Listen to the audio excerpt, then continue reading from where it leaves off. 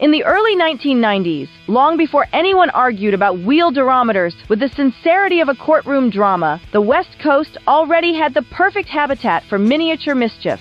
Skateboarding culture was everywhere in California and up the coast, on schoolyard blacktops, at sun-bleached curb cuts, in surf shops that smelled like wax, and in video parts passed around like sacred texts.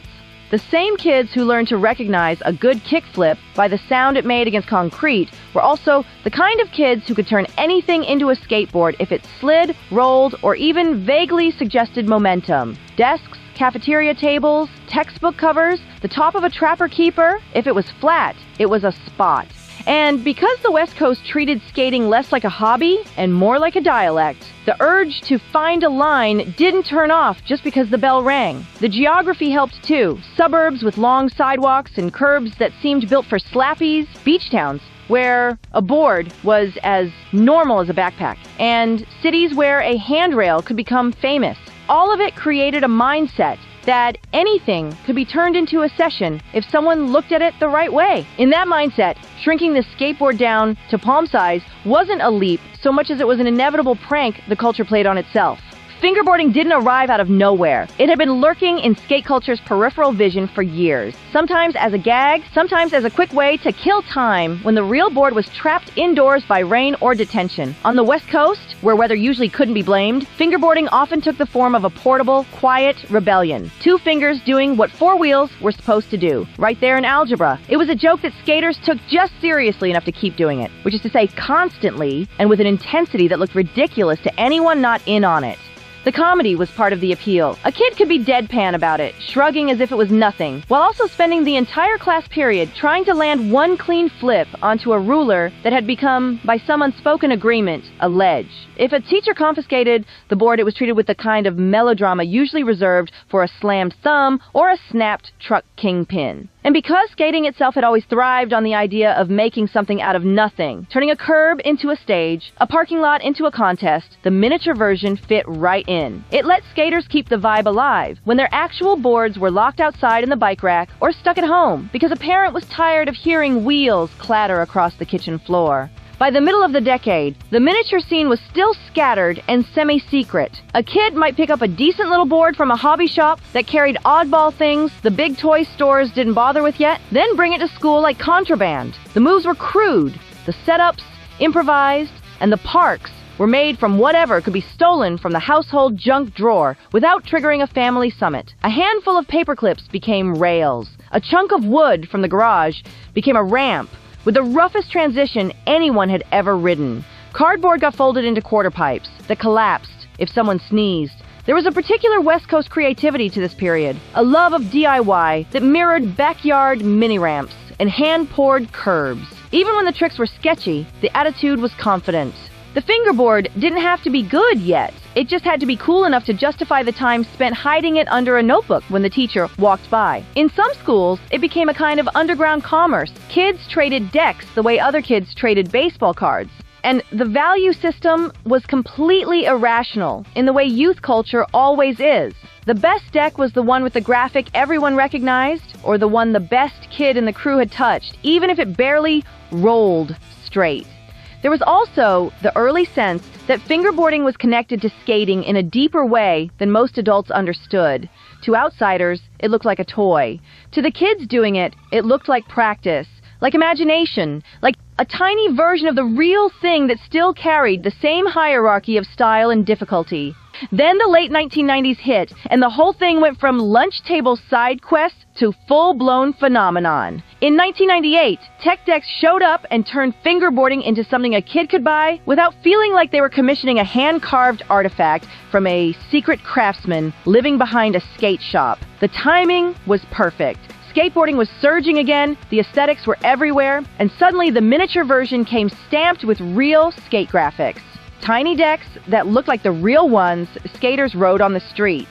On the West Coast, where brand logos and deck art were part of the language, that detail mattered. A fingerboard wasn't just a toy anymore, it was a tiny badge of identity. It also became a gateway. A kid who didn't skate could still hold a piece of skate culture in their hand, learn the vocabulary, and feel like they were part of something. Meanwhile, kids who already skated saw the tiny graphics and felt an instant pull. It wasn't enough that it worked, it had to look right too. Tech decks made fingerboarding visible. You could see them in backpacks, on bedroom shelves, and in the hands of kids who had never before cared about anything with trucks. The rise happened fast. By 1998 and into 1999, kids who'd never set foot on a board suddenly knew what ollie meant, and kids who did skate found themselves stuck in a new daily ritual, flipping a tiny deck over the lip of a pencil case while pretending to take notes. The best spots weren't skate parks. They were desks, cafeteria benches, and the tops of lockers. School became an all-day fingerboard contest with no official start time and no rules besides don't get it confiscated. On the West Coast, the scene spread through the same channels as everything else. Skate shops, older siblings, and the contagious desire to do whatever looked coolest in a 2-minute window between classes. It spread through birthday parties and mall trips, through the kind of after-school boredom that practically demanded a hobby you could do while sitting on the carpet. It spread through the small rituals of adolescence. The trip to the convenience store after school, the stop at the skate shop just to look, the hangout in someone's garage where music played too loud and everyone pretended their parents weren't home. Suddenly, it was normal to see a group of kids hunched over a table like they were planning a heist, except the plan was just to land a trick down a binder spine. In some places, the obsession grew into collecting. Some kids had a handful of boards, others built little armies of them, dozens stacked in drawers and shoeboxes, each one representing an era of allowance money and small victories. At the peak, roughly 1998 through 2000, the fingerboard trend had a very specific flavor. It was loud in its own tiny way, complete with the sound of plastic snapping against tabletops and the occasional gasp when someone landed something clean enough to earn actual respect. It came with foam grip tape that felt oddly serious for something so small, and with the first hint that the miniature hardware could be more than just a novelty. There were videos floating around that mimicked the look and swagger of skate tapes, only now the skater was a pair of fingers filmed like a pro part. On the West Coast, where skate videos were practically a form of education, that mattered too. If it could be filmed like skating, edited like skating, and flexed like skating, it began to earn a strange kind of legitimacy. Kids started thinking in lines, not just tricks, and that's when the whole thing tipped from toy to culture. A stair set made of books became a staple spot. A handmade ledge, sanded just enough to slide, became the centerpiece of someone's bedroom, like a miniature version of a famous plaza. Even the way people watched changed. They leaned in close, eyes tracking the tiny board with the same intensity they'd bring to a real skate clip. The peak also had a particular soundtrack, depending on where someone lived and who their older sibling was. Punk, hip-hop, alternative rock, whatever poured out of the same speakers that played during real skate sessions, now played while two fingers tried to stick a landing. The cultural dynamics at the peak were, predictably, complicated. Fingerboarding was simultaneously everywhere and something people pretended not to care about. Skaters treated it like an inside joke, a thing to mess with when it was too wet to skate, or when they simply didn't feel like admitting they wanted to practice a trick without risking their ankles. Non-skaters treated it like a fad, which it absolutely was, and that was part of the attraction. It was small, cheap, collectible, and instantly shareable in the pre-social media sense. Pass it over, try it, laugh, repeat. In West Coast classrooms, it became a strange social equalizer. The kid with the newest deck might impress the kid who could actually skate, and the kid who couldn't skate at all might still learn to pop a decent little flip. Everyone had the same two fingers. Everyone had the same tabletop. It also generated a particular kind of teasing that was rarely cruel, more like a ritual reminder that everyone involved knew this looked ridiculous. Someone would say, "You still playing with that?" while immediately asking for a try. Someone would clown the kid who took it too seriously, then spend 15 minutes trying to outdo him. It was a culture that ran on contradiction. Mock it, obsess over it, deny it mattered, then build a whole lunch period around it.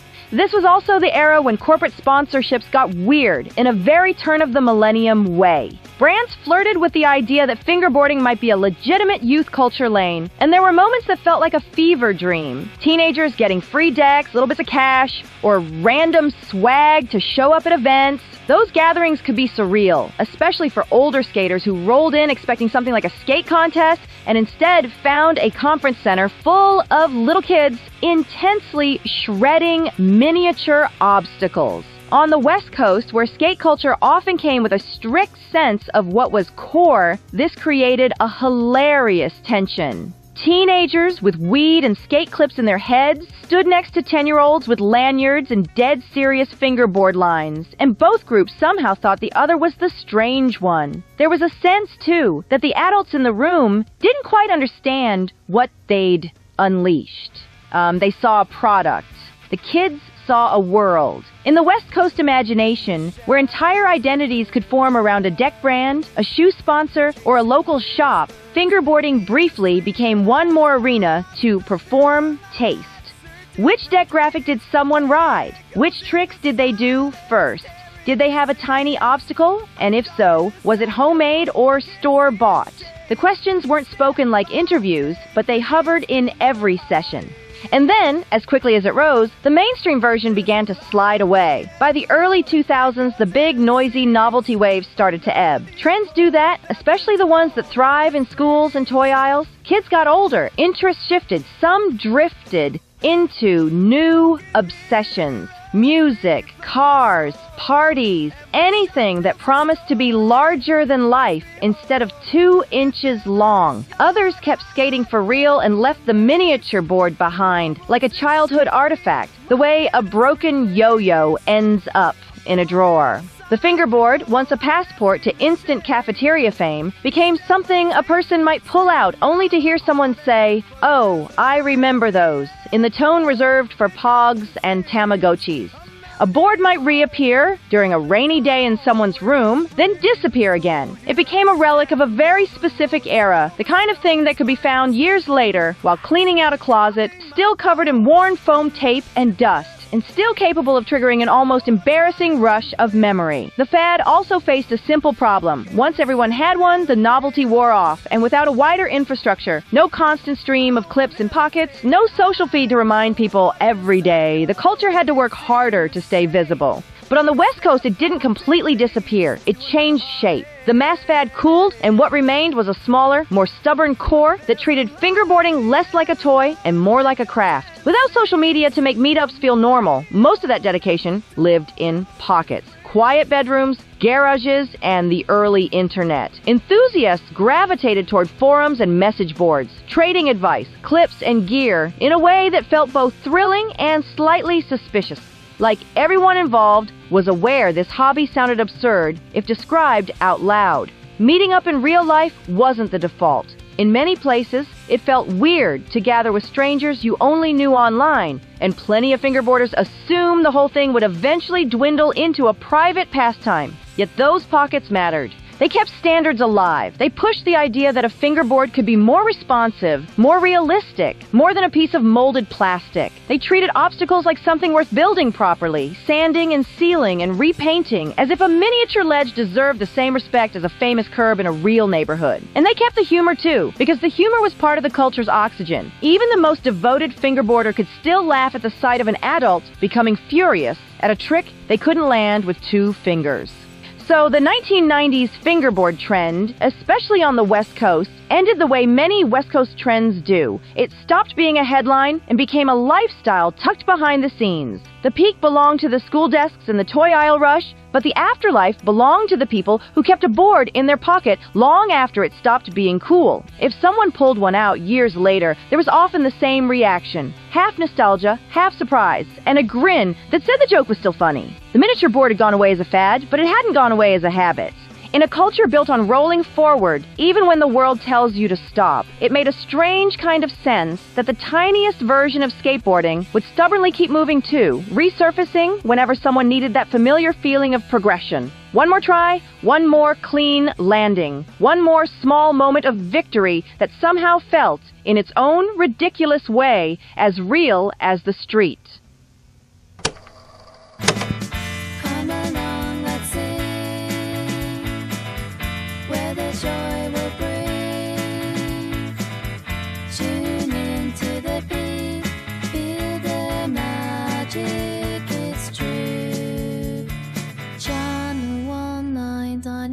we're here just for you, for you.